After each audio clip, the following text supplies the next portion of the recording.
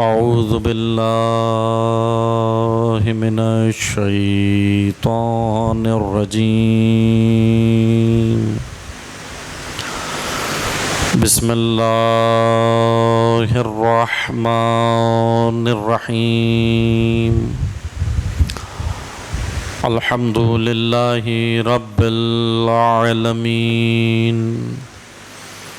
الحمد لله الذي لا يبلغ مدحته القائلون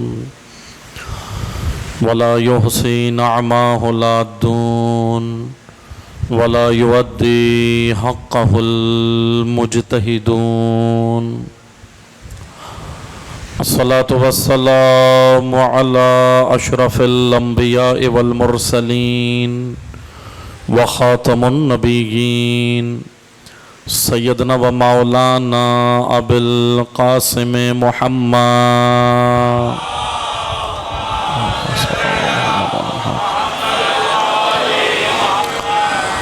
وعلى آله الطيبين الطاهرين المعصومين المظلومين.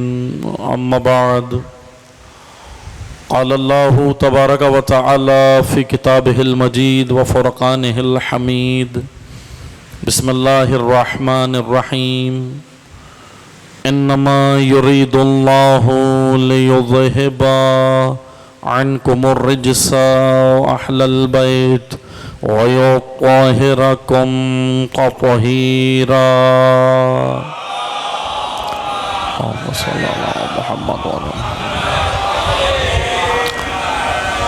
اما بعد، قال الامام حسین علیہ الصلاۃ والسلام: فقد نزل بنا من الامر ما قد ترون وان الدنيا قد تغيرت وتنكرت وادبر معروفها ولم يبق منها الا صبعبة كصبعبة الإناء. درود پڑھیے محمد والے محمد. اللہم صلی اللہ محمد والے محمد. بارگاہ الہی میں شکر گزار ہیں کہ خداوند تبارک و تعالی نے ہم سب کو ذکر نبی و آل نبی میں آنے کی، ذکر نبی و آل نبی کا اہتمام کرنے کی اور ذکر نبی و آل نبی آ کر پڑھنے کی، اس ذکر کو کرنے کی اللہ نے ہم سب کو یہ سعادت، یہ توفیق عطا فرمائی. ہم سب اس توفیق الہی پر بارگاہ الہی میں شکر گزار ہیں. ماہ محرم الحرام 1448 ہجری عشرہ محرم الحرام اراکین بزم فاطمہ کی جانب سے منعقد ہے اور آج اس سلسلے کی دوسری مجلس ہے. مجلس عزا کے منعقد ہونے پر اور مجلس عزا میں شرکت پر ہم خداوند تبارک و تعالی کی بارگاہ میں شکر بجا لاتے ہیں. موضوع گفتگو انشاءاللہ توفیق الہی سے، اللہ کے لطف و کرم سے جو آپ کی خدمت میں ہے، ہمیں موضوع گفتگو ان مجالس میں بیان کرنا ہے. وہ ہے قیام فاطمہ سے قیام حسینی، قیام امام حسین تک امت کا کردار. کہ یقیناً یہ ایک اہم موضوع ہے اور اس کے اندر میں کوشش کروں گا کہ آپ کی خدمت میں کلام معصومین پیش کیا جائے، بالخصوص سیدۃ النساء العالمین حضرت فاطمہ الزہرا سلام اللہ علیہا. اللہم صل علی محمد وعلی محمد. جناب سیدہ طاہرہ اور حضرت امام حسین علیہ السلام کا خطبہ، امام کا بھی اور جناب سیدہ کا بھی، خطبات کی روشنی میں، ان کے کلام کی روشنی میں میں کوشش کروں گا آپ کی خدمت میں یہ مطالب اور اس موضوع کو بیان کیا جا سکے.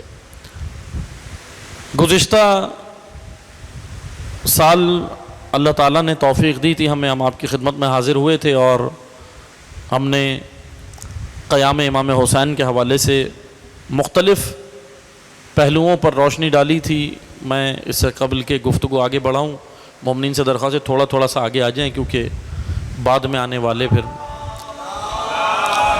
اللہم صلی علی محمد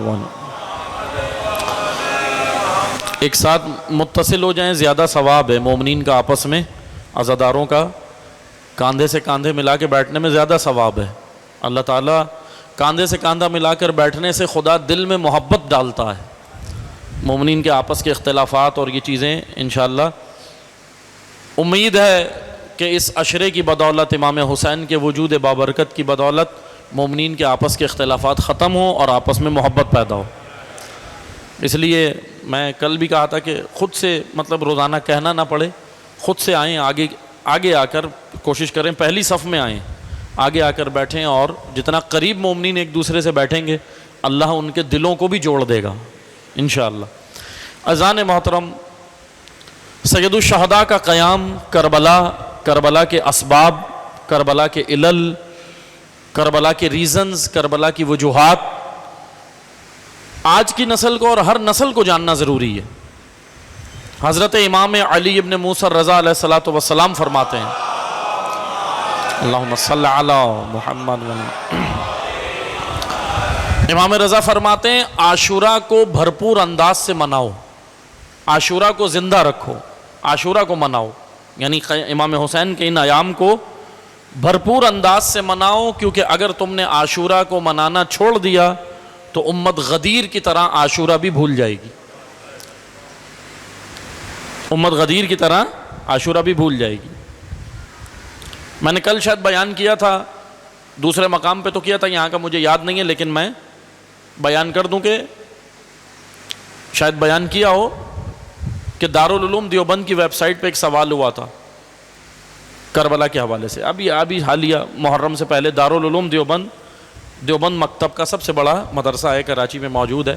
جس طرح آپ علماء سے سوال کرتے ہیں، آیت اللہ سستانی کی ویب سائٹ پہ، آیت اللہ خامنائی کی ویب سائٹ پہ مختلف اپنے مسائل پوچھتے ہیں، اسی طرح کسی اہل سنت برادر نے سوال کیا ان سے کہ یہ بتائیں کہ امام حسین جب کربلا گئے، مدینہ چھوڑا. اب یہ سوال تھا لیکن اس کا جواب سنیے گا، جواب بہت دلچسپ ہے، اور جواب پہ مجھے سمجھ نہیں آیا کہ اس جواب پہ ہنسنا ہے یا رونا ہے، امت کی قسمت پہ رونا ہے یا ہنسنا ہے.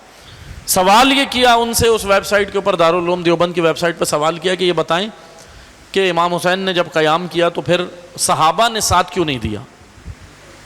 صحابہ موجود تھے نا مدینہ میں، مکہ میں، ہر جگہ، صحابہ نے ساتھ کیوں نہیں دیا؟ بلکہ سوال اور آگے بڑھا کہ یہ بتائیں صحابہ نے ساتھ کیوں نہیں دیا. اور دوسرا، بعد میں بھی صحابہ نے یزید کے خلاف کوئی اسٹرگل، کوئی قیام، کوئی ایسا یزید کے خلاف کوئی ان کا تحریک یا یہ چیزیں نظر نہیں آئیں. تو جواب یہ دیا، اب جواب سنیے گا، اسی ویب سائٹ کے اوپر موجود ہے. جواب یہ دیا گیا کہ بھائی امام اعظم ابو حنیفہ جو حنفی بریلوی مسلک ہے، ان کے بڑے امام ہیں، کہ امام اعظم ابو حنیفہ، انہوں نے جواب یہ دیا کہ امام اعظم ابو حنیفہ سے بھی یہ سوال کیا گیا تھا، انہوں نے جو جواب دیا وہی میں آپ کو دے رہا ہوں. یہ ویب سائٹ انہوں نے دارالعلوم دیوبند نے دارالعلوم نے جواب دیا، جو انہوں نے جو جواب دیا تھا وہ میں آپ کو دے رہا ہوں. انہوں نے ان سے بھی لوگوں نے سوال کیا تھا کہ جب صحابہ نے امام حسین کا ساتھ کیوں نہیں دیا؟ تو امام اعظم ابو حنیفہ نے کہا تھا کہ صحابہ اور اہل بیت کے بارے میں سوالات مت کیا کرو، وہ جانے اور اللہ جانے. یہ جواب یہ دیا گیا، یہ جواب دیا گیا. جمل کے موضوع پہ امت کو چپ کرا دیا گیا. توجہ ہے آپ کی؟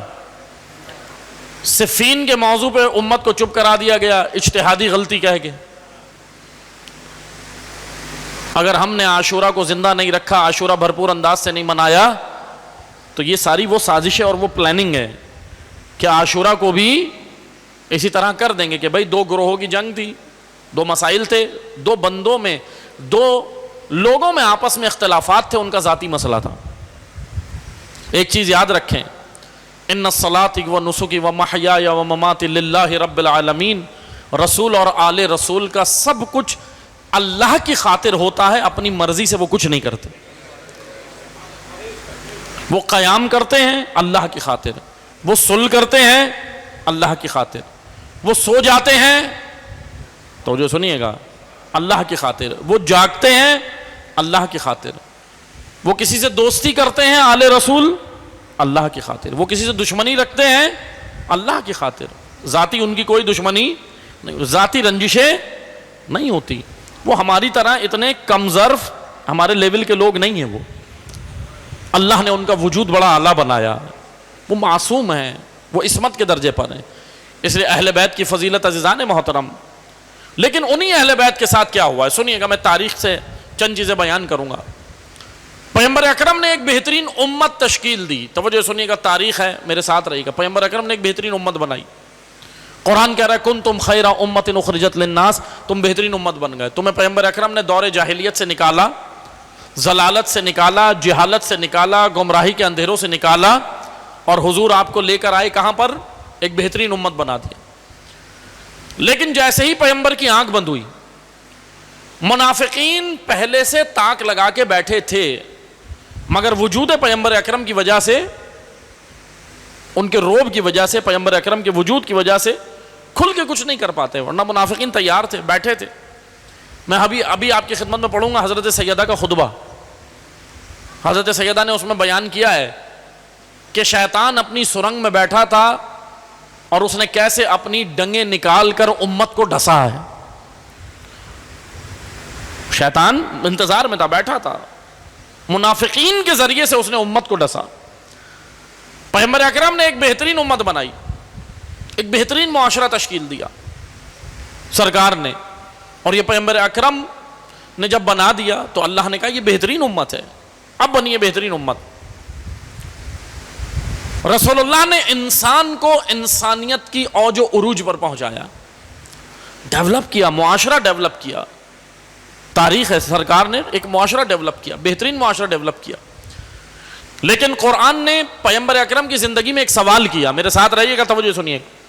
قرآن نے پیغمبر اکرم کی زندگی میں سوال کیا وما محمد الا رسول. یہ آیت قرآن ہے، یہ میں روایت نہیں پڑھ رہا، ابھی حدیث نہیں پڑھ رہا. وما محمد الا رسول قد خلت من قبلہ الرسل افئن مات او قتل. کہ اے لوگوں، اے مسلمانوں، یہ محمد صلی اللہ علیہ وآلہ وسلم اللہ کے رسول ہیں. سنو اے لوگوں، سنو، یہ محمد رسول ہیں. قد خلت من قبلہ الرسل، یہ ایسے ہی نبی ہیں جیسے دیگر انبیاء اپنی اقوام کے اندر آتے تھے. قد خلت من قبلہ الرسل افئن مات او قتل. یہ سوال پیغمبر کی زندگی میں اللہ نے امت سے کیا، شیعہ سنی سب سے یہ سوال تمام امت سے کیا. کہا کہ اگر یہ نبی قتل کر دیے جائیں، اگر یہ نبی شہید کر دیے جائیں، اگر یہ نبی دنیا سے چلے جائیں تو بعد نبی تم کیا کرو گے؟ اے مسلمانوں، تم نبی کے بعد کیا کرو گے؟ آئیں پوچھتے ہیں، آئیں قرآن آگے کیا کہہ رہا ہے. قد خلت من قبلہ الرسل افئن مات او قتل. نبی اگر دنیا سے چلے جائیں، قتل کر دیے جائیں، تم نبی کے بعد کیا کرو گے؟ اب قرآن نے آگے جواب دیا، پوچھا، ایک سوال پوچھا ہے. پوچھ کون رہا ہے یہ سوال؟ خالق اکبر اللہ. مخلوق سے سوال ہے، مسلمانوں سے سوال ہے، آج بھی یہ سوال. اگر یہ نبی دنیا سے چلے جائیں، قتل کر دیے جائیں، افئن مات او قتل انقلبتم علی اعقابکم، کیا تم واپس پلٹو گے اپنی حالت پہ جس سے رسول نے تمہیں نکالا تھا؟ جس سے رسول نے تمہیں نکالا تھا، کیا تم اس پہ واپس پلٹو گے یا نبی کے راستے کو آگے جاری رکھو گے؟ یہ سوال کر دیا قرآن نے. اب تاریخ کیا کہتی ہے؟ امت نبی کے راستے پہ قائم رہی. امت اگر نبی کے راستے پہ قائم رہتی تو کربلا نہیں ہوتی. کربلا نہیں ہوتی اگر راہ نبی کو نہیں چھوڑتے، نبی کی راہ کو چھوڑا. اچھا ایک چیز یاد رکھیے گا، ایک مخصوص خاندان جس کو مسلمان ہیرو بنانے کی کوشش کرتے ہیں، 1400 سال ہو گئے انہیں ہیرو بنانے کی کوششیں کی مسلمانوں کہ بھئی مخصوص خاندان ہے، اس کو بنانے کی، بھائی انہوں نے یہ کیا. اصل میں اس خاندان کی دشمنی، اچھا بعض لوگ کہتے ہیں آل رسول سے، نہیں، دشمنی اصل رسول سے ہی تھی. توجہ سنیے گا، رسول ہی انہیں ہضم نہیں ہوتے تھے، چبھتے تھے، وجود رسول ہی چبھتا تھا.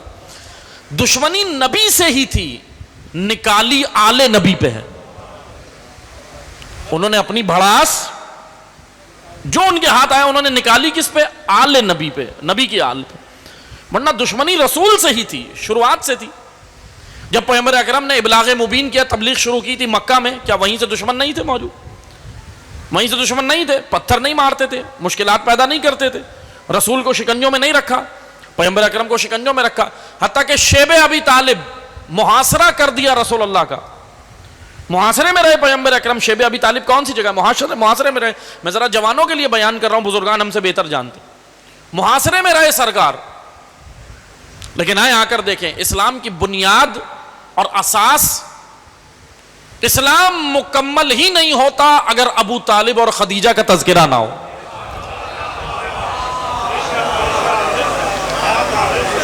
مکمل نہیں ہوگا۔ دو طرح کے خاندان ہیں اسلام کے اندر، دو طرح کے خاندان ہیں۔ ایک وہ ہیں جو محسن اسلام ہیں، جنہوں نے اسلام پر لگایا ہے، اور ایک وہ ہیں جنہوں نے اسلام سے کمایا۔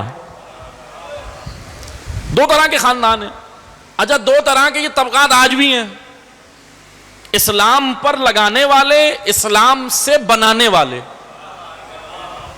تو جو ہے آپ کی اسلام پر لگانے والے، آیا کر دیکھیں جناب ابو طالب نے اسلام سے کچھ نہیں بنایا، جناب خدیجہ نے اسلام سے کچھ نہیں بنایا، بلکہ کیا کیا؟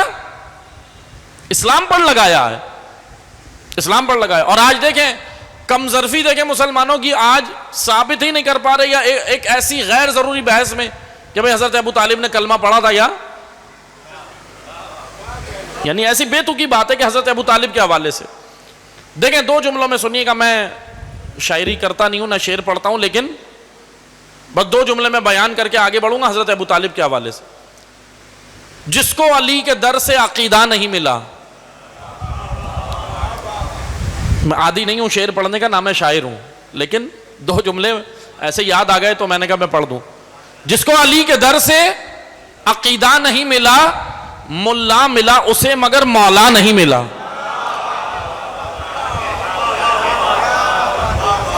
جس کو علی کے در سے عقیدہ نہیں ملا، ملا ملا اسے مگر مولا نہیں ملا۔ کافر بتا رہے ہیں جو حیدر کے باپ کو، یہ وہ ہیں جن کو اپنے باپ کا شجرہ نہیں ملا۔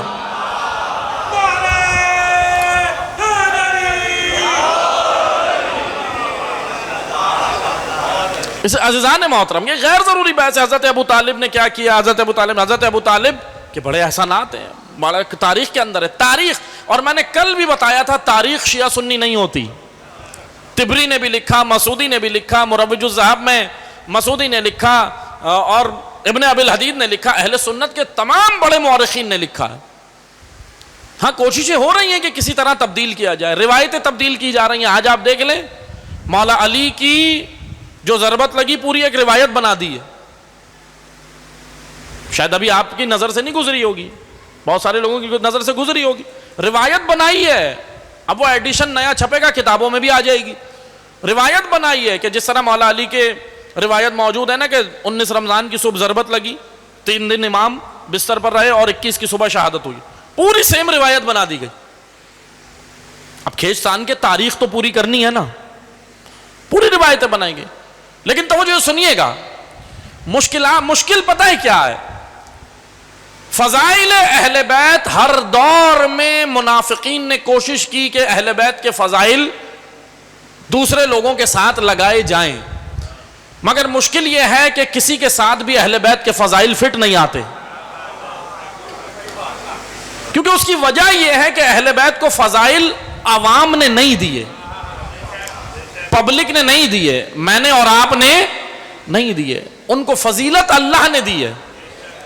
اللہ جب کسی کو کوئی مقام دیتا ہے تو پبلک اس کو نہیں کر سکتی، آگے اوپر نیچے نہیں کر سکتی۔ اس لیے عزیزان محترم، ان کو اللہ نے یہ مقام دیا ہے، ان کو اللہ نے مولا بنایا ہے، آقا بنایا ہے، سرپرست بنایا ہے، امام بنایا ہے، رہبر بنایا ہے، پیشوا بنایا ہے، امت کا پیشوا بنایا ہے۔ اس لیے لیکن مشکلات کیا ہوئی، توجہ سنیے گا۔ اب اسلام کی ابتدا ہوتی ہے، پیغمبر اکرم بہترین معاشرہ تشکیل دیتے ہیں۔ اب میں ساری اس میں ڈیٹیل میں نہیں جا رہا، حضور کے دور میں نہیں جا رہا، کیونکہ ہمارا موضوع آگے کا ہے، بعد نبی۔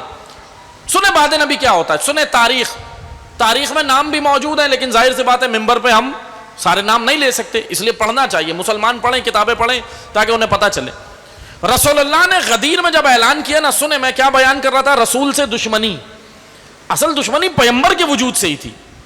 پیغمبر اکرم نے جب اعلان کیا نا غدیر کے اندر، کیا اعلان کیا تھا آپ سب کو معلوم ہے، شیعہ سنی سب کو پتا ہے، من کنتم مولا فہذا علی، اعلان کر دیا۔ اچھا اول تو بہت سارے لوگ راضی نہیں تھے، کہہ رہے تھے بھائی اچھا ایک چیز یاد رکھیے گا، مگر دشمن ولایت معرفت ولایت رکھتا ہے، میرے جملوں پہ غور کیجیے گا، دشمن ولایت اس دور کا دشمن ہو یا آج کے دور کا ہو، غور کیجیے گا جملوں پہ تھوڑا سا سوچیے گا، دشمنان ولایت جو ہے نا، ولایت کے دشمن، وہ بے وقوف نہیں ہے، مسئلہ یہ۔ اور مولا علی نے بھی کہا تھا مجھے بے وقوف دوست سے عقل مند دشمن پسند ہے، بے وقوف مولا علی کو نہیں چاہیے۔ کیا کہتے ہیں مولا علی؟ کہتے ہیں بے وقوف وہ ہوتا ہے جو سادگی میں کرتا کیا ہے، فائدہ پہنچانا چاہتا ہے بیچارہ، پھر بھی نقصان دے دیتا۔ احمق جو ہوتا ہے نا بے وقوف، روایت کے اندر ہے بے وقوف کے۔ بہرحال امام نے کہا، اب توجہ سنیے گا، دشمنان ولایت جتنے بھی ہیں نا تاریخ میں، اس وقت اول روز سے لے کر، جیسے ہی کہا نا بھائی مبارک ہو ہے علی مبارک ہو، اب ایسا نہیں ہے کہ وہ سادے لوگ تھے، انہیں پتا تھا کہ اعلان کس چیز کا ہے، انہیں معلوم تھا یہ مسجد کا مولا نہیں ہے علی، یہ صرف ایک مسجد تھوڑی، اگر مسجد نبوی کا مسئلہ ہوتا تو کہتے ہیں ہاں بھائی ہم ٹرسٹ بناتے ہیں، شورا بناتے ہیں، علی امامت کرائیں، ہم مسجد، ہم سارا ملک چلائیں گے۔ یہی چاہتا تھا دشمن، یہی چاہتا تھا، مسلمانوں کو کہتا تھا ہاں بھائی کوئی علمی مسئلہ ہے، ہاں علمی مسئلہ ہوتا تھا چلو علی کے در پہ، فقہی مسئلہ علی کے در پہ، حل ہوتے تھے یا نہیں؟ جب اتنا تمہیں معلوم تھا کہ علم میں علی آگے، حلم میں علی آگے، بلاغت میں علی آگے، شجاعت میں علی آگے، نجابت میں علی آگے، طہارت میں علی آگے، عدالت میں علی آگے، تو پھر مسند کیوں نہیں دے رہے تھے؟ سوال ہے نا، ایک کوشچن مارک ہے۔ جب آپ کو پتا ہے بھائی، کہتے ہیں بھائی دیکھو یہ مسئلہ تھا بھائی، ٹھیک ہے، مولا علی کو مانتے تھے۔ دیکھیں دو چیزیں سمجھیے گا، ایک ہے وجود امام، ایک ہے منصب امامت، دو کو ذرا سمجھیے گا۔ وجود امام کے اندر کیا ہے؟ شجاعت ہے، فصاحت ہے، بلاغت ہے، یعنی ساری کوالٹیز ایک امام کے وجود میں ہوتی ہے، جو اللہ جس کو امام بناتا اس کے وجود میں ہوتی ہے۔ مگر امامت ایک منصب ہے، ڈیسگنیشن ہے، عہدہ ہے۔ دشمن 11 اماموں کے ساتھ دشمنان اہل بیت نے، دشمنان ولایت نے یہی کیا۔ 11 اماموں کی داستان ہے، بڑی دردناک داستان ہے، بڑی دردناک تاریخ ہے۔ میں جوانوں کے لیے عرض کروں گا تھوڑی تھوڑی، کیونکہ تھوڑا سا تذکرہ اور ائمہ کا بھی ہونا چاہیے، کیونکہ ایک مشکل پتہ ہے کیا ہے ہمارے ساتھ، معذرت کے ساتھ کہ میں نے کئی جگہ کہا تھا، مثلا امام تقی، امام نقی، امام عسکری، امام کاظم کی مجلس ہوتی ہے، پوسٹر بنتا ہے مجلس ہے امام شہادت امام تقی، مگر ممبر پہ امام تقی کا تذکرہ ہی نہیں۔ یہ المیہ ہے یا نہیں ہے؟ آپ شاید بہت سارے لوگ مجھ سے ایگری کریں گے، بھائی ممبر پہ کیا ہوتا ہے، آئے آ کر مجلس پڑھی، ادھر ادھر کی معذرت کے ساتھ تھوڑی باتیں کی، اس کے بعد کیا کیا، مصائب میں 2 جملے امام تقی کے پڑھے اور پھر اس کے بعد ختم۔ امام تقی 25 سال بھری جوانی میں شہید ہوئے ہیں۔ ایک 25 سال کا جوان کچھ کر رہا تھا جو حکومت کو کھٹک رہا تھا۔ خلیفہ بنو عباس کے جملے ہیں، خود متوکل کے جملے ہیں۔ متوکل کہتا ہے کہ یہ ابن الرضا نے، ابن الرضا امام تقی کو کہا تھا، ابن الرضا نے مجھے کہیں کا نہیں چھوڑا۔ ایسی پلاننگ، ایسی اسٹریٹجی، ایسی حکمت عملی سے امام تقی نے مقابلہ کیا ہے، امام نقی نے مقابلہ کیا، امام عسکری نے۔ دیکھیں ایک چیز یاد رکھیے گا، ہمارے کسی بھی امام نے 11 امام شہید ہوئے، 12ویں پردہ کا، کسی بھی تشیع کے کسی بھی امام نے کسی ظالم کی بیعت نہیں کی۔ اگر کوئی بھی امام جھک جاتا، بیعت کر لیتا، تو آج ہم بھی قاتل کو بھی رضی اللہ کہتے ہیں، مقتول کو بھی رضی اللہ کہتے ہیں۔ آج ہم تک یہ جو دین پہنچا ہے نا، کوئی امام، توجہ سنیے گا، میں جلدی عرض کروں گا، میرے ساتھ رہیے گا، کوئی امام کسی ظالم اور جابر کے سامنے جھکا نہیں ہے۔ بہت سارے ایسے نظریات ہیں ہمارے ممبروں سے بھی ڈالنے کی کوششیں کی جاتی ہیں، بھائی امام خاموش تھے تم بھی خاموش ہو جاؤ، پوری بات بھی تو بتائیں۔ معذرت کے ساتھ ہر روایت آدھی، ممبر سے ہر روایت آدھی سنائی جاتی ہے، زائرین کو زیارت کی روایت سنائیں گے وہ بھی آدھی، کیونکہ آدھی میں واہ واہ ہوتی ہے، معذرت کے ساتھ آدھی روایت پہ داد ملتی ہے، آگے بھی تو ہے روایت۔ میں ابھی آپ کو انشاءاللہ مصائب سے پہلے بنو اسد کی پوری روایت سناؤں گا، آج بنو اسد کا دن ہے نا، امام ملے تھے نا بنو اسد سے، میں آگے اور روایت بھی سناؤں گا انشاءاللہ کہ بنی اسد کب ملے امام، کہاں ملے، کیسے وہ گاؤں والے آئے، کیسے امام سے ملاقات ہوئی، انشاءاللہ ابھی میں پوری روایت سناؤں گا آپ کو، آگے کیا ہے پوری بتانی چاہیے بات، اسی لیے توجہ سنیے گا، میں ابھی اس موضوع میں نہیں جاتا ورنہ یہ ایک الگ موضوع ہے۔ کیا جس امام کی ولادت شہادت ہو اس کا تذکرہ ممبر پہ، اس کی زندگی ضروری ہے، خالی یہ تھوڑی دو جملے مصائب میں بول دیے اور پھر اس کے بعد سمجھیں گے ہم کام ہو گیا، نہیں، بتائیں، بیان کریں کس طرح حکمت عملی، کس طرح کربلا کو زندہ رکھا بعد کے اماموں نے۔ کربلا غدیر کی طرح بھلا دی جاتی اگر سید سجاد نہ ہوتے، کربلا غدیر کی طرح بھلا دی جاتی اگر امام باقر اور صادق نہ ہوتے، کربلا غدیر کی طرح بھلا دی جاتی اگر امام کاظم و امام رضا و امام تقی، امام نقی، امام عسکری نہ ہوتے، کربلا بھلا دی جاتی، واقعاً بھلا دی جاتی، ہم سمجھ نہیں پاتے۔ معذرت کے ساتھ جملہ تلخ ہے، بتاؤں اگر ائمہ کربلا کی تبلیغ صحیح نہ کرتے یا کسی ظالم کے سامنے جھک جاتے، الیعوذ باللہ، ایسا تو ہو نہیں سکتا تھا، کیونکہ اللہ نے انہیں امام بنایا ہے، اور اللہ امام جس کو بناتا ہے وہ بیعت کرنے نہیں آتا، بیعت لینے آتا، وہ کسی کی بیعت کرنے نہیں آتا، امام بیعت لینے آتا ہے۔ اس لیے توجہ سنیے گا، اگر کوئی بھی امام بعد کربلا عاشورہ کو زندہ نہیں رکھتا، اس طرح نہیں پہنچاتا، تو ہم بھی عاشورہ کو خوشی کا دن منا رہے ہوتے، ہم بھی کہتے بھائی امام خوشی کا دن ہے، یہ تصور کرتے، اس طرح ہو جاتا اگر بعد کے ائمہ کربلا کو زندہ نہ رکھے۔ اس لیے توجہ سنیے گا عزیزان محترم، کیا ہوا توجہ سنیے گا، پیغمبر اکرم کی آنکھ بند ہوئی، میں تھوڑی سی ہسٹری پڑھ رہا ہوں، میرے ساتھ رہے گا، خطبے تک لانے کے لیے، بی بی کے خطبے تک لانے کے لیے تھوڑا سا ہمیں ماحول کو سمجھنا ہوگا۔ آپ سب نے سنا ہے، جیسے ہی پیغمبر نے اعلان ولایت کیا، دشمنان ولایت سمجھ گئے کہ یہ ولایت ایک کی ولایت، اور یہ خالی روحانی پیشوا نہیں ہے، علی سیاسی پیشوا بھی ہے۔ اب ذرا اپنی کنفیوژن کو دور کریے گا، تاریخ میں کئی قسم کے شیعہ گزرے ہیں، یہ جو کربلا کے اندر آپ کو نظر آ رہا ہے نا، کچھ لوگ آئے کچھ نہیں آئے، کچھ کنفیوز تھے، کیا تھے، اس کی وجہ یہ تھی کہ عقائد میں مسئلہ تھا۔ پتہ کیا مسئلہ تھا؟ ایک گروہ یہ کہتا تھا کہ حسین ابن علی روحانی پیشوا ہیں، مگر سیاست کون کرے گا، حکومت کون چلائے گا؟ بنو امیہ، باقی امور چلانے کے اختیارات ان کے پاس نہیں۔ بھائی یہ تو بہت اچھے لوگ ہیں، ان کے پاس جاؤ، ان سے دعا کرواؤ، التماس دعا کہو، یہ پانی پھونک کے دیں گے، یہ بچوں کے لیے تعویذ دیں گے۔ اس طرح کی امامت پڑھائی گئی ہے لوگوں کو، نہیں امام، اگر میں آپ کو حدیثیں ابھی سنانا شروع کروں کیونکہ وقت نہیں ہے پھر اشرے میں، ورنہ امامت ہمارا موضوع دوسرے مقام پر ہے، اس کے بعد جو ہے وہاں موضوع امامت ہے، اور وہاں پہ امام رضا علیہ السلام کی حدیث جو ہے وہ میں انشاءاللہ کوشش کروں گا اس کی وضاحت ہو، ورنہ امامت کا موضوع ایک بڑا خوبصورت ہے۔ امام کون ہوتا ہے؟ امام خالی یہ نہیں ہوتا کہ چند اس کے پاس چند امور ہو اور پھر وہ آ جائے، نہیں، امامت اللہ نے انہیں دی ہے، تمام امور زندگی۔ تاریخ میں موجود ہے کہ کچھ اس قسم کے تشیع شیعہ تھے جو یہ کہتے تھے بھائی مولا علی بہت اچھے ہیں مگر یہ نہیں حکومت نہیں ان کے۔ اسی طرح امام حسین کے ساتھ ہوا، جب امام نے ان کو کوفہ والوں کو خط لکھا، اب سنیے گا، جتنے کوفہ سے خط آئے تھے کیا وہ امام کی معرفت رکھتے تھے؟ نہیں، بہت سارے لوگ معرفت نہیں رکھتے تھے۔ میں نے گزشتہ سال یہاں بیان کیا تھا کہ کوفہ کے اندر کئی قسم کے افراد تھے جنہوں نے امام حسین کو خط لکھے تھے، کئی قسم کے تھے۔ کوفہ مولا علی نے کیپٹل بنایا تھا، مگر اس سے پہلے کوفہ یہ کینٹ رہ چکا تھا، کینٹ، کوفہ چھاؤنی تھا۔ حضرت عمر کے دور میں کوفہ، دوسرے خلیفہ کے دور میں کوفہ چھاؤنی تھا، کینٹ تھا۔ حضرت عمر کے دور میں جنگوں کے اسیر قیدی، افریقہ، حبشہ اور ادھر ادھر کے جو قیدی ہوتے تھے، روم کے، ایران کے جو قیدی ہوتے تھے، ان کو لا کے کوفہ میں رکھا جاتا تھا۔ ان کی کوئی تربیت نہیں تھی، یہ اوباش قسم کے لوگ تھے، اوباش، ان کی کوئی تربیت نہیں تھی، ان کا کوئی عقیدہ نہیں تھا.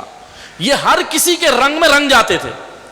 یا میں آسان زبان میں سمجھاؤں, یہ وہ لوگ تھے جو ہر ایونٹ مناتے تھے.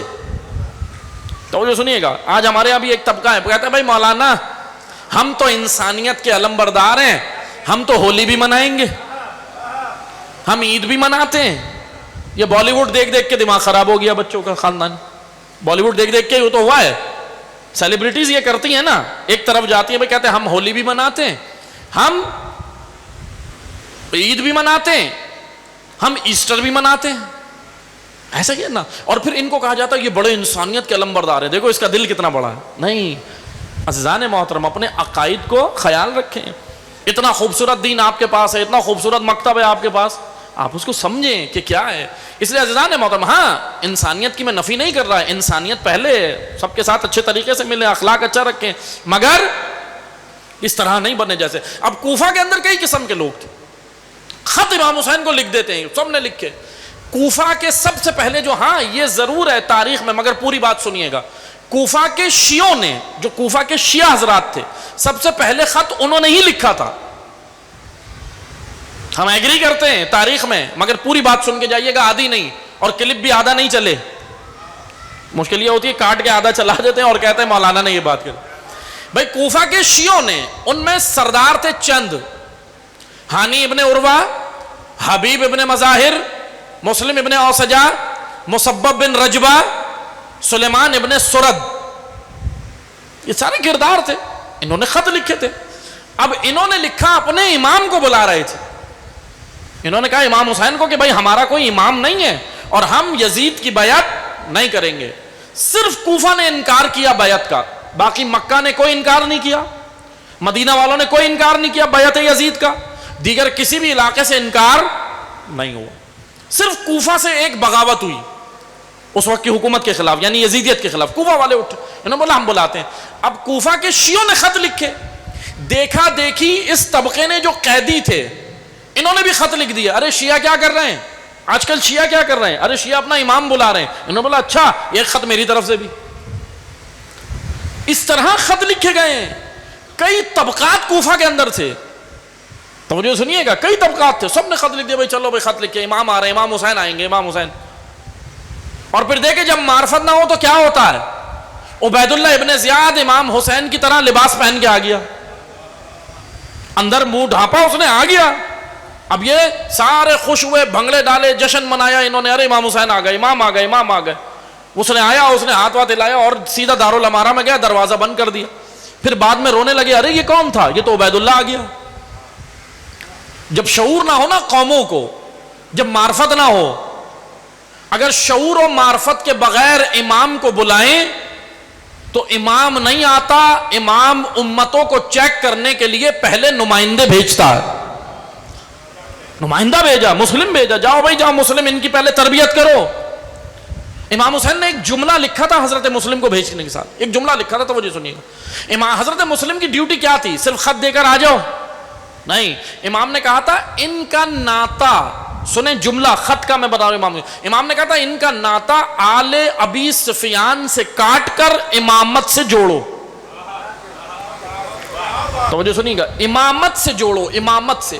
اور یہ کنیکشن امامت سے جوڑنا یعنی تربیت کرنا ہے, اس طرف لے کر آؤ, ان کی تربیت کرو, ان کو بتاؤ امام کیا ہوتا ہے. اب عزیزان محترم چند جملے سنیے گا, بس میں گفتگو کو آج مختصر کر رہا ہوں, باقی انشاءاللہ کل بیان ہوگی, آگے مجالس کے اندر بیان ہوگی.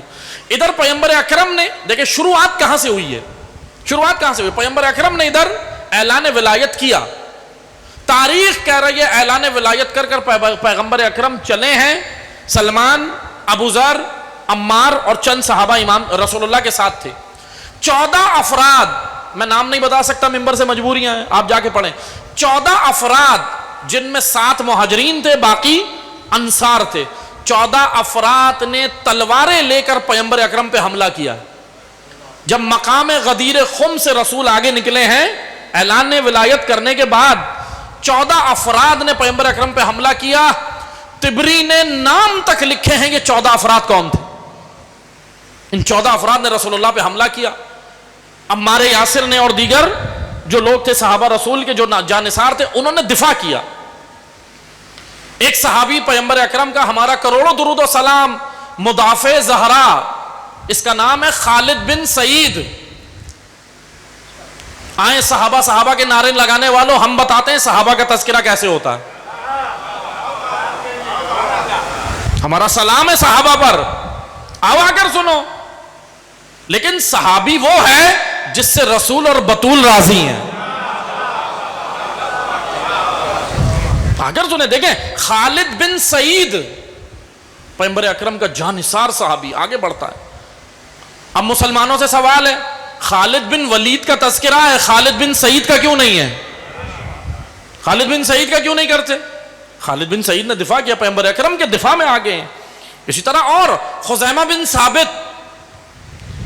بن ثابت جس کو پیغمبر اکرم نے کہا تھا ذو الشہادتین کا لقب دیا تھا رسول نے اس صحابی کو. ذو الشہادتین کا معنی ہے یعنی دو گواہیاں، جیسے دو مرد مل کے گواہی دیتے ہیں نا تو اس کو دو گواہی کاؤنٹ کیا جاتا ہے. خزیمہ بن ثابت اتنا سچا انسان تھا، حضور نے کہا یہ ایک مرد دو مردوں کی گواہی کے برابر ہے. ان کو تاریخ نے لقب دیا، پیغمبر اکرم نے کہا تھا ذو الشہادتین. اب سنیے گا، توجہ سنیے گا. یہ ہو گیا، غدیر ہو گئی. اب میں غدیر میرا موضوع نہیں ہے، آگے کا موضوع ہے. اب آئیں توجہ سنیے گا. غدیر ہو گئی بھائی، پیغمبر اکرم دنیا سے ظاہری طور پہ چلے گئے. اب ہوا کیا؟ اب ظاہری طور پہ جو تاریخ ہے بھائی وہ یہ ہوا کہ پیغمبر اکرم نے جو فدق اپنی بیٹی کو دیا تھا وہ حکومت نے اپنی تحویل میں لیا. اب جناب سیدہ آتی ہیں، سنیے گا. میں جناب سیدہ کے چند جملات آج پڑھوں گا آپ کی خدمت میں، باقی میں کل پڑھوں گا. خطبہ سنیں جناب زہرا کا. جناب سیدہ آتی ہیں مسجد نبوی میں. مسجد نبوی کا ماحول سنیے گا. نبی کی بیٹی نے چادر اوڑھی، نبی کی بیٹی نے پورا حجاب مقنعہ لیا. مقنعہ یہ والا نہیں ہے جو آج کل بکتا ہے. تاریخ میں جو مقنعہ ذکر ہوا ہے، عرب کے خواتین جو مقنعہ پہنتی تھی وہ سر سے لے کے گھٹنوں کے نیچے تک ہوتا تھا. اس مقنعے کو ایک لباس مخصوص ہوتا تھا، لباس کے اوپر چادر تھی، لباس کے اوپر وہ مقنعہ تھا اور مقنعے کے اوپر چادر تھی. 3 قسم کے لباس ہوتے تھے عرب خواتین کے. توجہ سنیے گا، 3 قسم کے لباس ہوتے تھے عرب خواتین کے. ایک اپنا خود کا لباس خواتین جو پہنتی تھی، اس کے اوپر مقنعہ سر سے لے کے گھٹنے سے نیچے تک یہ مقنعہ ہوتا تھا پورا، وہ کہلاتا تھا. پھر چادر ہوتی تھی. میسج دے کر آگے بڑھوں، بیویوں کی چادر چھنی تھی. عرب خواتین 3 قسم کے لباس پہنتی تھی. معذرت کے ساتھ بعض لوگ عجیب عجیب روایتیں بھی پڑھتے ہیں صرف رولانے کے لیے، لیکن نہیں. توجہ سنیے گا. غیرت مند عورت کا مردوں کے درمیان سے نکل جانا ہی قیامت ہے. اس لیے ذرا اس موضوع کو میں صرف بیان کر کے آگے بڑھوں گا. جناب سیدہ نے یہ 3 لباس لیے تاریخ میں. آگے چلتی ہیں، آتی ہیں مسجد نبوی کے اندر. ہم جناب سیدہ سے آغاز کر رہے ہیں، آئیں گے ہم کربلا تک انشاءاللہ، اسی عشرے میں کربلا تک آئیں گے. سنیں امام حسین کے واقعات بھی آگے کہ امام نے کیا کیا، کس سے ملاقات. مسجد میں آتی ہیں، نبی کی بیٹی مسجد میں آتی ہے. مسجد کا ماحول سنیے گا. مسجد کا ماحول بالکل سائلنٹ ہے. جناب سیدہ کے بارے میں راوی کہتا ہے پردہ ڈلا ہوا ہے بیچ میں، مسجد میں پردہ ڈلا ہوا ہے، حاکم وقت بھی بیٹھا ہے اور دیگر صحابہ بھی موجود ہیں. مسجد بھری ہوئی ہے. پردے کے پیچھے جناب سیدہ ہیں اور مدینہ کی چند عورتیں ہیں جو بی بی کے ساتھ آئیں. جناب فضہ بھی ہیں اور دیگر عورتیں. نبی کی بیٹی نے، راوی کہتا ہے نبی کی بیٹی نے پہلے گریہ شروع کیا، رونے لگی نبی کی بیٹی اپنے بابا کو یاد کر کے، پیغمبر اکرم کو یاد کر کے. سنیے گا عزیزارو، ان کے فضائل میں بھی مسائی بھی ہیں. جناب سیدہ نے گریہ کیا اور گریہ کرنے کے بعد پھر کھڑی ہوئی جناب زہرا، راوی کہتا ہے. پھر اس کے بعد حضرت زہرا نے خطبے کا آغاز کیا. اب خطبے کا میں آغاز سے نہیں پڑھ رہا، وہ حصہ جو ہمارے موضوع سے ریلیٹڈ ہے وہ میں پڑھ رہا ہوں. بی بی نے اب امت کی جانب رخ کیا، مردوں کی جانب رخ کیا. امت کی حالت دیکھیں، سائلنٹ میجورٹی کو دیکھیں. جناب سیدہ نے کہا سنیں، کتاب اللہ بین اظہرکم امورہ ظاہرہ. اے لوگوں، تمہارے درمیان میں اللہ کی کتاب موجود ہے اور ایسی کتاب موجود ہے جس کی باتیں بالکل واضح ہیں، جس کی باتیں بالکل واضح ہیں. وَأَحْكَامُهُ ظَاهِرَتُهُ وَأَعْلَامُهُ بَاهِرَةٌ وَزَوَاجِرُهُ لَائِحَةٌ وَأَوَامِرُهُ وَاضِحَةٌ. قرآن کے احکام بالکل واضح ہیں. قرآن کے بارے میں شک مت کیا کرو. کون کہہ رہی ہے؟ ناطق قرآن کہہ رہی ہے. زہرا قرآن کا تعارف کرا رہی ہیں، سیدہ قرآن کا تعارف دیکھو قرآن کے بارے میں شک نہیں کیا کرو، احکام بالکل واضح ہیں، تمام چیزیں نمایاں ہیں، اس کی نشانیاں چمکدار ہیں، اس کے امر بالمعروف اور نہی عن المنکر قرآن میں جگہ جگہ موجود ہے، امر و نہی۔ وَقَدْ خَلَفْتُمُوهُمْ وَظُهُورُهُمْ، پھر تم نے کیا کیا؟ اب یہ کیا، بی بی نے کہا تم نے قرآن کو پس پشت ڈال دیا، تمہارے پاس اب قرآن نہیں ہے۔ ظاہری طور پر کیا کہا تھا؟ اب میں تاریخ کا ایک جملہ بتا رہا ہوں، جن لوگوں نے تاریخ پڑھی ہے وہ پہنچ جائیں گے۔ ظاہری طور پہ کہا تھا بھائی حدیثیں بند کر دو، حدیثوں پہ پابندی لگاؤ تاکہ قرآن کی اہمیت اوپر رہے۔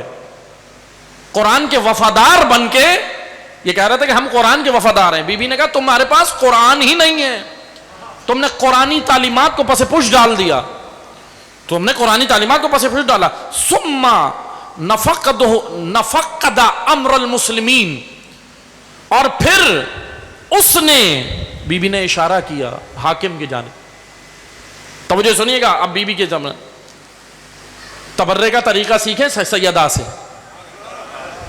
ہم نے لفظ تبرہ لے لیا، تبرے کا طریقہ نہیں آتا۔ جناب زہرا بی بی نے کہا ثم نفقد امر المسلمین، پھر اس نے مسلمانوں کے امور کو اپنے قبضے میں لے لیا۔ جناب سیدہ کہہ رہی ہیں آپ مجھے ایک بات بتائیں، ہم اتنے نعرے لگاتے ہیں بھائی ظالم ظالم حکمران، ظالم فلانا، ظالم یہ وہ، ابھی سامنے آ جائے سب بھول جائیں گے، سیلفی بنائیں گے، ایسا ہے یا نہیں ہے؟ سب بھول جائیں گے، کہیں گے ارے بھائی میری تصویر آ جائے، مجھے فیس بک پہ اپلوڈ کرنی ہے۔ وہ تلوار سے بڑا جہاد ظالم کے دربار میں کھڑے ہو کے ظالم کو للکارنا، یہ زہرا نے کیا اور زہرا کی بیٹی نے کیا۔ یہ آسان نہیں ہوتا، آسان نہیں ہوتا، تلوار سے بڑا جہاد ہے۔ بی بی نے سامنے کہا، حاکم کو کھڑے ہو کے کہا کہ تم نے مسلمانوں کے امور پر قابض ہو گئے ہو، حق تمہارا نہیں تھا۔ مدافع علی، مدافع ولایت زہرا۔ پھر بی بی نے کہا، آگے سنیے گا، توجہ سنیے گا، فَنَّهَذَا بِأَمْرِهِمْ حَتَّى دَعْنَ لَهُ الرِّقَابِ، اور تم اپنے مقصد کے لیے اتنا کھڑے ہو گئے کہ ان سب کی گردنیں تمہارے سامنے جھک گئیں۔ سنیے گا، میں وضاحت کروں گا۔ پھر آگے حضرت نے کہا وَخَزَا لَهُ فَنِيقُ الْأُمَمِ، جناب سیدہ نے کہا تمہاری مثال مغرور اونٹ کی طرح ہے۔ سنیے گا، حضرت سیدہ کا خطبہ ہے، یہ کسی عام آدمی کا کلام نہیں ہے۔ سنیں، اس کے اندر فصاحت و بلاغت دیکھیں۔ عربی دان جانتے ہیں، جو عربی زبان جانتے ہیں، عربی دان وہ جانتے ہیں کہ اس کے اندر کتنی بلاغت ہے۔ بی بی نے کہا سنو، تمہاری مثال فنیق الامم کی طرح ہے۔ فنیق عربی زبان میں کہتے ہیں اونٹ کو۔ اچھا ذرا میرے ساتھ رہیے گا، میں ذرا وضاحت کے لیے کر رہا ہوں، میں اس کی وضاحت کی وجہ سے تھوڑا سا اور کھول رہا ہوں گفتگو کو۔ دیکھیں عربی زبان میں اونٹ کے تقریباً، عربی زبان اتنی خوبصورت اور وسیع زبان ہے، عربی زبان میں اونٹ کے تقریباً 30 سے 35 نام ذکر ہوئے ہیں، الگ الگ 30 سے 35۔ 2 سال کے اونٹ کا الگ نام ہے، 3 سال کے اونٹ کا الگ نام ہے، کسی کو ابن لبون کہا، کسی کو ابن مخاص کہا، کسی کو انیق کہا، کسی کو فحل کہا۔ اب بی بی نے یہاں کہا فنیق، میں اس کی حکمت بتاؤں گا یہاں فنیق کا جملہ کیوں کہا۔ فنیق عربی زبان میں اس اونٹ کو کہتے ہیں جو نسل بڑھانے کے لیے، نر اونٹ نسل بڑھانے کے لیے رکھا جاتا تھا، فنیق کہتے ہیں۔ اور فحل، فاہا لام، فحل بھی اس اونٹ کو کہتے ہیں جو نسل بڑھانے کے لیے رکھا جاتا ہے، مگر دونوں میں فرق ہے۔ آگے والے جملے میں بی بی نے فحل کہا، اس والے جملے میں فنیق کہا۔ اس لائن میں فحل وہ اونٹ ہے جو نسل بڑھانے کے لیے عرب رکھتے ہیں، اور فنیق وہ اونٹ ہے وہ بھی نسل بڑھانے کے لیے رکھتے ہیں، مگر دونوں میں فرق یہ ہے، فحل تھوڑا سستا اونٹ ہے، فنیق مغرور اور اچھی نسل کا بڑا اونٹ ہے، وہ نسل بڑھانے کے لیے رکھتے ہیں۔ مادہ اونٹ وہ الگ ہوتا ہے، مال جس پہ رکھے اس اونٹ کے لیے الگ جملہ ہے۔ عربوں کا یہ دستور تھا، عرب کا آج بھی یہ بہت سارے عربوں کا یہ دستور تھا کہ وہ جب مال کسی اونٹ کے اوپر ڈالتے تھے تو مال بردار اونٹ الگ ہوتے تھے، سواری والے اونٹ الگ ہوتے تھے، مال لے جانے والے اونٹ الگ ہوتے تھے، اور اسی طرح نسل بڑھانے والے اونٹ الگ ہوتے تھے۔ حضرت سیدہ کس کو کہہ رہی ہیں؟ امت کی ایک کنڈیشن اور حالت بیان کر رہی ہیں. بی بی کہہ رہی ہیں وہ خضعت لہ فنیق الامم، اور قوموں کے مغرور اونٹ بھی اس کے سامنے سرنگو ہو گئے.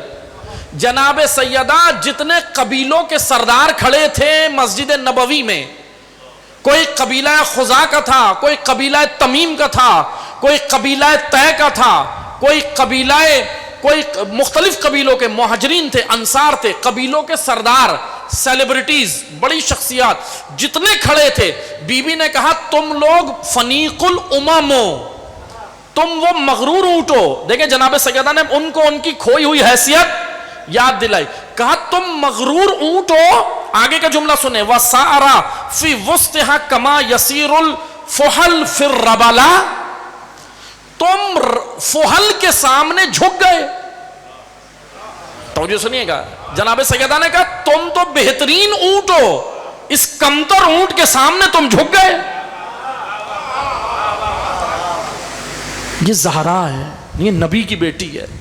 بلاغت میں اس خطبے کے بارے میں علماء کہتے ہیں کہ اگر دین سمجھنے کے لیے کچھ بھی نہ ہو ہمارے پاس، زہرا کا صرف ایک خطبہ ہو، پورا دین ہم سمجھ سکتے ہیں. اتنا عالی شان خطبہ ہے جناب سیدہ کا. ایام فاطمیہ میں مجلس پڑھنے والوں سے یہاں تقاضا کریے گا کہ بھائی ممبر پہ آ رہے ہو، ایام فاطمیہ 5 دن 10 دن کی مجلس ہوتی ہے نا، پڑھنے تقاضا کریں، بولے ہمیں یہ خطبہ تو بتاؤ کیا بکا بی بی نے، کیا ہوا، کیا کلام ہے خوبصورت جناب سیدہ کا.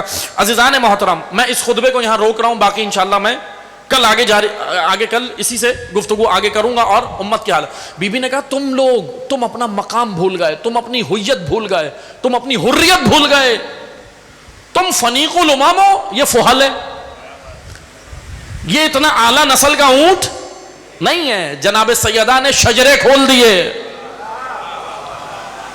جناب سیدہ نے شجرہ کھول دیا کہ اس کا شجرہ کیا ہے، تمہارا کیا ہے.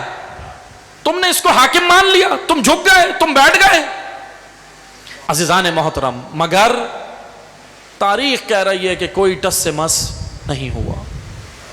اتنی جلدی بے حسی، ابھی تو رسول کو دنیا سے گئے ہوئے 90 دن بھی نہیں ہوئے تھے پورے، چند دن گزرے تھے. یہ حالت امت کی، یہ کردار ہے امت کا. کربلا تک بات آ جاتی ہے، سنیں، کربلا تک بات آ جاتی ہے. 2 محرم ہے نا آج، بس 2 جملے سن لیے گا، باقی میں انشاءاللہ کل پڑھوں گا. 2 محرم ہے نا آج. امام آ گئے کربلا. امت کی حالت یہ ہے، امت کی کنڈیشن یہ ہے. جناب سیدہ نے کہا کہ تم ایک ایسے لوگوں کے سامنے جھک جائے، تم اپنا مقام بھول گئے. یہی حالت کوفہ والوں کی ہوئی، یہی حالت کوفہ کی ہوئی. جب علی کی بیٹی کوفہ کے بازار میں پہنچی، سنیے گا، بی بی نے کہا یا اہل الکوفہ یا اشبہ الرجال، اے مردوں کی شکلوں والے نامردوں. یہ بی بی زینب کا خطبہ ہے. کہا تم نے میرے بھائی کو بلایا تھا نا، تم نے خط لکھا تھا، لیکن کیا ہوا، تم نے ساتھ کیوں نہیں دیا؟ کون سی چیز، کون سی بے حسی تھی جس نے تمہیں مارا؟ عزادارو سنیے گا، عزادارو سنیے گا. آئیں آ کر دیکھیں، چند کردار سنیں. امام حسین جب نکلے ہیں نا مکہ سے، چند کلومیٹر کے فاصلے پر، کربلا سے چند کلومیٹر کے فاصلے پر بنی اسد کا گاؤں ہے. اچھا، بنی اسد کے قبیلے کے میں چند نام آپ کو بتا رہا ہوں جو بنی اسد کے قبیلے سے نکل کر آئے امام کی نصرت کے لیے. حبیب ابن مظاہر، حبیب ابن مظاہر اسدی، مسلم ابن اوسجہ اسدی، یہ کیا لگے. اچھا، جس کے نام کے ساتھ اسدی آ رہا ہے، اب ہم لوگ یہ سمجھتے ہیں کہ وہ سب بنی اسد والے ہیں، نہیں، بہت ساروں کے القاب میں اسدی ہے. اور بنی اسد قبیلے کی کئی شاخیں تھیں، ان میں سے ایک شاخ تھی الشبامی، شبامی قبیلہ.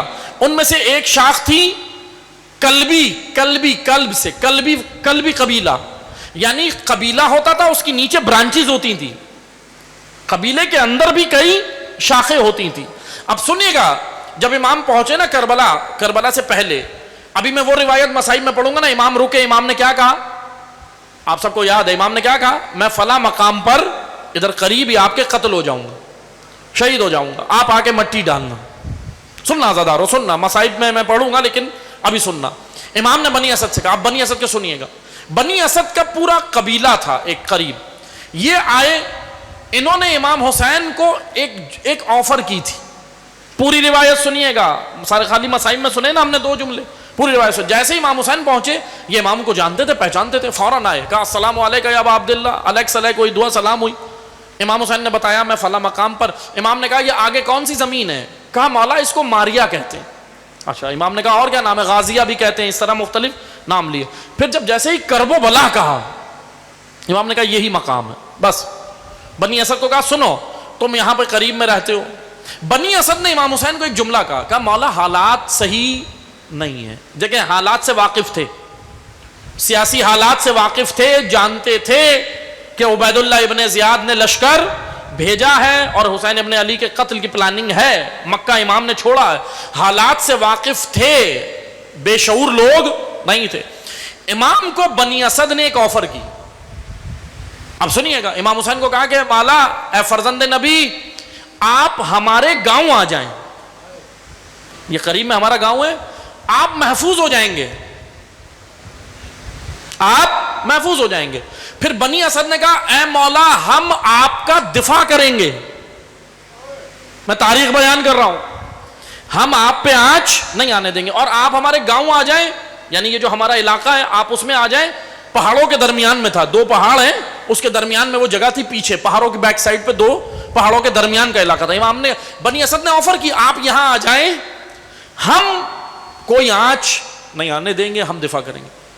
سنیے گا عزادارو، آج کی زبان میں سمجھاؤں، امام حسین کو کہا تھا بنکر میں آ جائیں، محفوظ ہو جائیں گے. تشیع کو یہ اعزاز حاصل ہے، شیعوں کا کوئی رہبر لیڈر بنکر میں نہیں جاتا، دشمن کو بنکر میں گھساتا. شہادت پیش کر دیتا ہے، بنکروں میں نہیں جاتے، کیونکہ ہم احد سے ہی نہیں بھاگے تھے. ہماری تاریخ ہے، ہم نہ احد سے بھاگے نہ کربلا سے بھاگے. آفر کی انہوں نے آ جائیں آپ. محفوظ مقام کیا ہوتا ہے؟ آج کی زبان میں زیر زمین بنکر ہی تو ہیں، آج بنکر بن گئے، اس وقت محفوظ مقام تھا. امام حسین نے ایک جملہ کہا، امام نے کہا سنو جو اللہ کا ارادہ ہے وہی حسین کا ارادہ ہے. میں آپ کی آفر کو قبول نہیں کرتا، آپ میرے ہمدرد ہو. امام نے اور اچھا ہمدرد تھے، کوئی دشمن تھوڑی تھے، محب تھے، چاہنے والے تھے، ہمدرد تھے. امام نے کہا آپ میرے ہمدرد ہو، میں آپ کی آفر کو قبول نہیں، مگر میں آپ کی آفر کو قبول نہیں کرتا. بہت شکریہ، جزاک اللہ، اللہ تمہیں جزا دے. پھر امام نے بتایا کہ میں فلاں مقام پہ قتل ہو جاؤں گا، بس تم یہ کام کرو، اگر کسی مجبوری کی وجہ سے تم ابھی میرے ساتھ نہیں آ رہے. اچھا ایسا کیا ایسا ہے کہ امام حسین نے انہیں دعوت نہیں دی ہوگی؟ سب کو دیتے ہوئے آ رہے تھے پیچھے سے، ان کو دعوت دی تھی. امام نے کہا تھا کہ بھائی میں یہ کام کر رہا ہوں. اچھا اگر امام وقت آئے، جعفر طیار میں امام آ جائیں، تو مجھے سنیے گا، امام کوئی کام کرنے جا رہے ہوں، چند اصحاب ان کے ساتھ ہوں گے، وہ تو سب پر ہم پر کیا واجب ہے؟ امام کا ساتھ دینا ہے؟ نہیں. کیا واجب ہے؟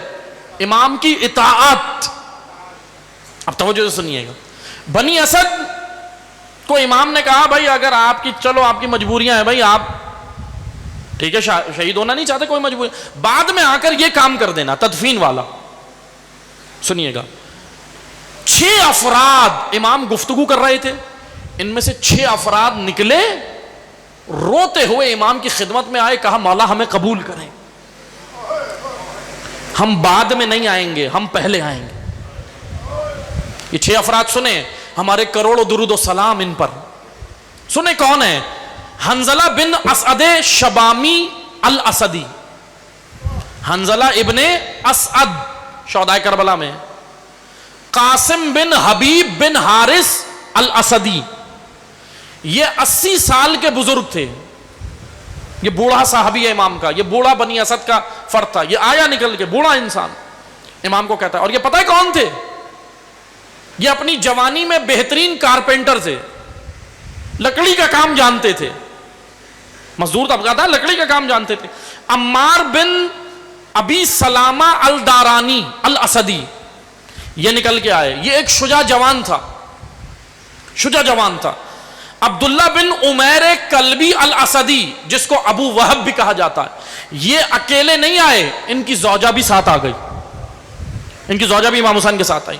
سویب بن عمرو بن ابی متاع الاسدی، یہ بھی ضعیف تھے، یہ بھی تقریباً 60 سے اوپر ان کا سن تھا، سن مبارک 60 سے اوپر تھا. یہ بھی آئے، یہ اپنے دور کا ایک مچھیرا تھا، مچھلیاں پکڑنے والا. دجلہ اور فرات سے یہ مچھلیاں پکڑتے تھے، ان کا کاروبار تھا مچھلی کا. مالک بن عبداللہ بن سری الاسدی، یہ 6 افراد، یہ 6 افراد نکلے ہیں، امام حسین کے ساتھ آئے ہیں. تاریخ کے کوئی بڑا اسٹیٹس رکھنے والے لوگ نہیں تھے. کوئی لکڑی کا کام جانتا تھا، کوئی تلواریں بناتا تھا اس کا کام جانتا تھا، کوئی بڑھئی تھا، کوئی مٹی کا کام جانتا تھا، کوئی مچھیرا تھا، مچھلیاں پکڑتا تھا. مگر فاطمہ کا بیٹا اتنا کریم ہے، ان سب کو علیہ السلام بنا دیا. یہ ہے لطف حسین، یہ ہے کرم حسین. آ گئے، نکلے، آئے. عزادارو مجھے معاف کرنا، میں تنقید نہیں کر رہا. امام زین العابدین نے بنی اسد کو بتایا کہ تم جو تدفین کرو گے اس کا تمہیں ثواب ملے گا، اور ثواب ملا، اجر ہے. جو بنی اسد بعد میں آئے، تدفین حسین کی، تدفین اصحاب حسین کی، اللہ کی بارگاہ میں ان کا اجر ہے. معصومین نے بیان کیا ہے، ہم اس سے انکار نہیں کر رہے. مگر ہمارے لیے ایک میسج ہے. وقت کا امام آئے، آ کر بولے میں فلاں جگہ شہید ہونے جا رہا ہوں، ظالم سے ٹکرانے جا رہا ہوں. اگر مجبوری کی وجہ سے نہیں آ سکو، اے کراچی والو، اے جعفر طیار والو، مجبوری کی وجہ سے نہیں آ سکو تو آ کے مٹی ڈال دینا. میں کہوں مولا ٹھیک ہے، الوداع یا حسین، ہم آ جائیں گے بعد میں. جب امام نے ان کو یہ میسج دیا تو 6 آدمی آئے. ان 6 کے علاوہ کسی نے ہاتھ چومے، کسی نے ماتھا چوما، کسی نے سینہ چوما اور کہا مولا التماس دعا. چلے گئے، یہ اپنے گاؤں چلے گئے. امام زمین کربلا پہ آ گئے. ان کا فیصلہ اللہ کی بارگاہ میں، اللہ جانے ان کا کیا مقام ہے. ہم کوئی کرٹیسائز نہیں کر رہے، تنقید نہیں کر رہے. مگر عزیزان محترم، یہ 6 افراد جو نصرت کو آئے، ان کا مقام اور ہے، تدفین والوں کا مقام اور ہے. یہ 6 ان کے برابر نہیں ہو سکتے. ان کا مقام اعلیٰ ہے نا، ناصران حسین کا. بس عزیزان محترم، یہ حالت ہے امت کی، یہ حالت ہے. امام کو اپنے علاقے میں لے جانے کی آفر کر رہے ہیں، امام کے محافظ بن کے ساتھ آنے کے لیے تیار نہیں. یہ ہے کربلا. کربلا بڑی عبرتیں ہیں. باقی انشاءاللہ میں کل آپ کی خدمت میں اور کردار بیان کروں گا، اور سفر امام حسین مکہ سے کربلا تک. بنی اسد نے امام حسین نے بنی اسد کو کیا کہا؟ پہلے تو جب وہ مقام نظر آیا نا، امام نے کہا سواریاں روک دی جائیں. عباس سواریاں روک دو. روک دی گئیں عزادارو، سواریاں روک دی گئیں. ابو الفضل نے روک دی سواریاں. امام نے کہا کیا نام ہے اس جگہ کا ہے بنی اسد؟ کہنے لگے مولا ماریہ نام ہے. اچھا، اور کیا نام ہے؟ غازیہ. اور کیا نام ہے؟ نواویس. کربلا کا ایک نام نواویس بھی ہے. کہا نواویس. اچھا، اور کیا نام ہے؟ کسی نے کہا کرب و بلا. سیدہ کے گل بدن نے کہا انا للہ و انا الیہ راجعون. آپ کی آوازیں بلند ہوئیں، زہرا آپ کا پرسہ قبول کریں.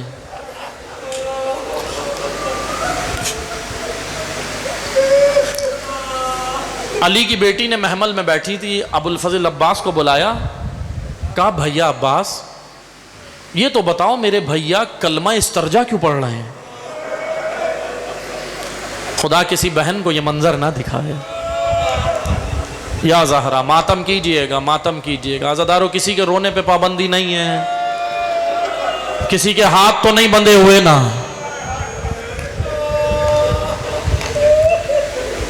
امام صادق کہتے ہیں میرے جد پہ بلند آواز سے رویا کرو.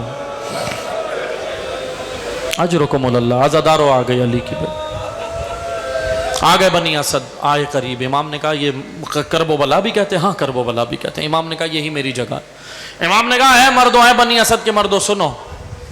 صحیح ہے تم مجبوری کی وجہ سے نہیں آ سکتے، مگر جب یہ لعین جب چلے جائیں گے نا ہمیں قتل کر کے، تو تم آنا، ایک ایک مٹھی مٹی اٹھانا، میرے بدن پہ ڈال دیں. عزادارو رونے کے دن ہیں، زہرا مجلس میں آتی ہیں، ہمارا ایمان ہے، عقیدہ ہے. وہ ماں مجلس میں آتی ہے جس کی اپنی پسلیاں ٹوٹ گئی تھی.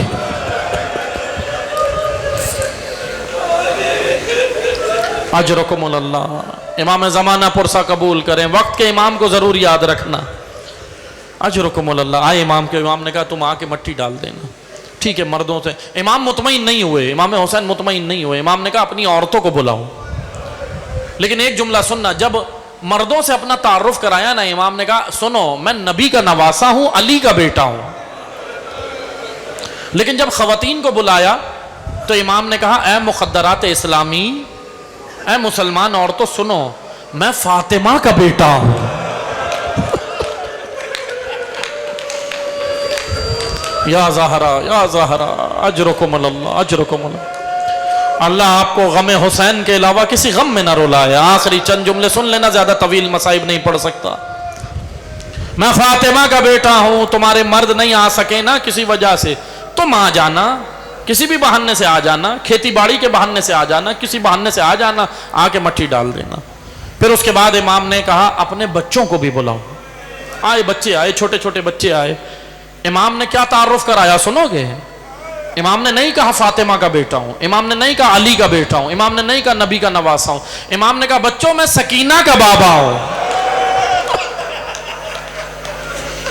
یا زہرا ماتم کیجئے گا, سیدہ پرسا قبول کریں. امام زمانہ آپ کے دل سے آپ سے راضی ہوں, ہم سب سے راضی ہوں, ان کا دل نازمی.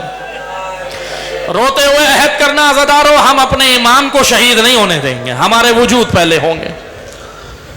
پھر امام نے ایک وصیت کی, کہا دیکھو آ کے مٹی ڈال دینا, اور سنو اگر کوئی زائر آئے نا میری زیارت کو, 3 دن مہمان ضرور رکھنا اسے. کتنا سخی ہے حسین, کتنا خیال ہے اپنے زائروں کا, کتنا خیال ہے اپنے زائروں کا. کہتا 3 دن مہمان رکھنا. ہاں عزادارو ٹھیک ہے. بنی اسد نے الوداع کہا, امام آ گئے. لیکن حسین ابن علی نے کہا کہ ذرا تدفین کر دینا. ہاں سنو گے, زہرا کے بیٹے کو کتنی آرزو تھی کہ مجھے دفن کر دیا جائے زمین, لاشا پائمال نہ ہو, حسین چاہتے تھے. اجرکم اللہ. آپ سن کے رو رہے ہو, ایک بہن نے 70 قدم کے فاصلے سے دیکھا تھا.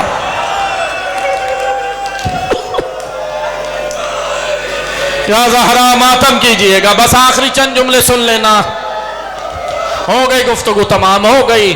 ہو گیا عاشور. ایک روایت بس پڑھ دوں, ہو گیا عاشور. مجھے معاف کرنا, سخت ہے جملے. زہیر جب آئے تھے نا امام کے قافلے میں, تو ایک روایت سن لینا. زہیر جب آئے تھے نا, تو زہیر کی زوجہ بصرہ کی جانب گئی تھی, بعض مورخین کہتے ہیں. اب سنیے گا, زہیر کی زوجہ نے کہا تھا کہ دیکھو اپنے غلام کو قریب بلایا. ایک روایت سن لینا, تدفین حسین کی ایک روایت, اور اسی پہ رو لینا, بس گریا کر لینا, رونے کے ایام میں. زہیر کی زوجہ نے بلایا اپنے غلام کو, کہنے لگی اے غلام سن, دیکھ مجھے ایسا لگتا ہے میرا زہیر اب دنیا میں نہیں رہا, میں تجھے آزاد کر دوں گی, یہ ایک کفن دیتی ہوں میں, کفن لے, اور راستہ بتاتی ہوں اس زمین پہ جانا. اجرکم اللہ. فلاں راستے سے جانا, اور میں تجھے علامت بتاؤں اپنے زہیر کی کیا ہوگی. عزادارو کلیجہ تھام کے سننا. زوجہ زہیر اور غلام کی گفتگو سننا. زوجہ زہیر کہتی ہے اے غلام سن, حسین تو امیر کا بیٹا ہے,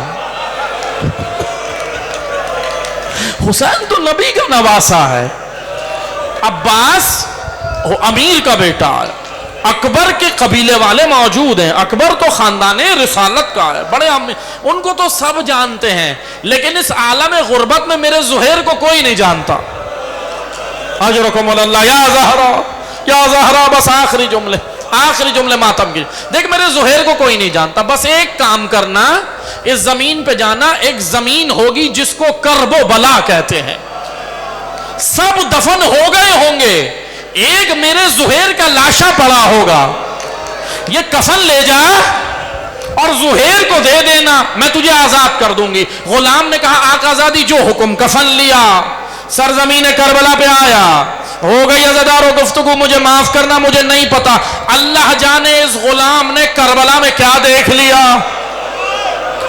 آپ تو سن کے رو رہے ہو, اس نے آنکھوں سے دیکھا تھا منظر. یا زہرا ماتم کرنا, ماتم کرنا, یا غریب حسین, इसने पता नहीं क्या देखा मंजर, वापस आया, रोता हुआ वापस आया, कफन किसी को नहीं दिया, कफन हाथ में है, कफन सीने से लगाया, आया ज़ौजा ज़ुहैर के खेमे के बाहर बैठ गया, सब मेरी तरफ देख के रोना, कफन गोद में, सर झुकाया हुआ, रोता जाता है, किसी से बात नहीं करता, मातम करना, मातम या ज़हरा, सैयदा पुरसा कबूल करे, मातम, रोता जाता है। ज़ौजा ज़ुहैर आई, कहने लगी तूने मेरे ज़ुहैर को कफन नहीं दिया, कुछ नहीं बोलता, रोता रहता है, तूने मेरे ज़ुहैर को कफन नहीं दिया, कुछ नहीं कहा, रोता रहता है। जब तीसरी मर्तबा पूछा ना, खड़ा हुआ, कफन जमीन पे फेंक दिया, हाथ जोड़े, रो के कहता है आकाज़ादी माफ कर दे, आकाज़ादी माफ कर दे। कफन एक था, लाशें 72 थे, बता कफन किसे देता? अगर तेरे ज़ुहैर को कफन देता, फातिमा ज़हरा को क्या मुंह दिखाता? ज़हरा का गुल बदन पे गोरो कफन, लाशे पे घोड़े दौड़ाए गए, दाई पसलियां बाएं, बाई पसलियां दाएं, हुसैन पहचाना नहीं।